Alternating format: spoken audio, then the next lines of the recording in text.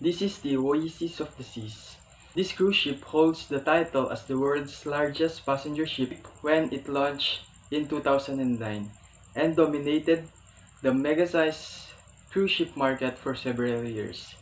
It is operated by the Royal Caribbean International, which is the second largest cruise line operator. The Oasis class ships is 362 meters long, which is composed of 2,150 crews and can accommodate up to approximately 5,500 to 6,000 passengers per board.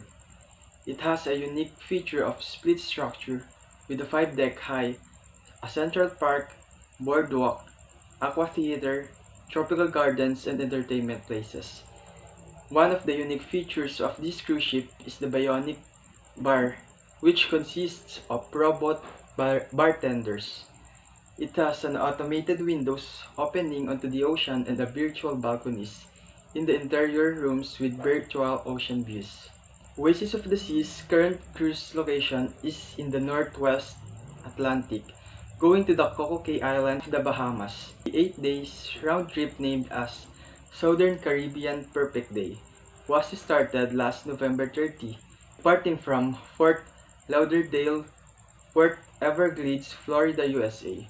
And the trip will end on December 8, 2024 at her home port. It offers a wider range of services and amenities, including a diverse selection of foods such as sushis, steaks, ribs, and seafoods, and pasta.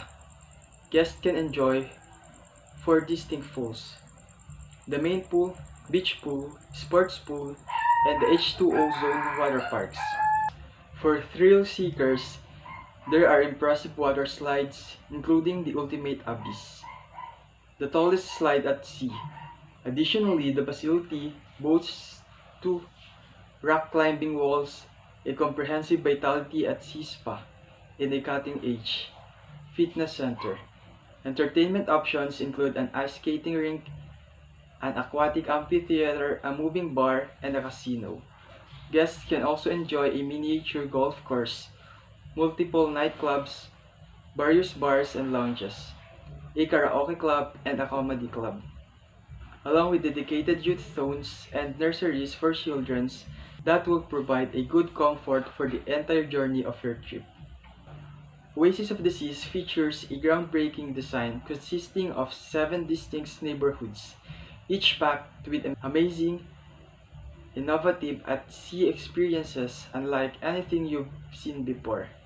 So, if you are looking for a big adventure at seas, I can definitely say that you'll find it here at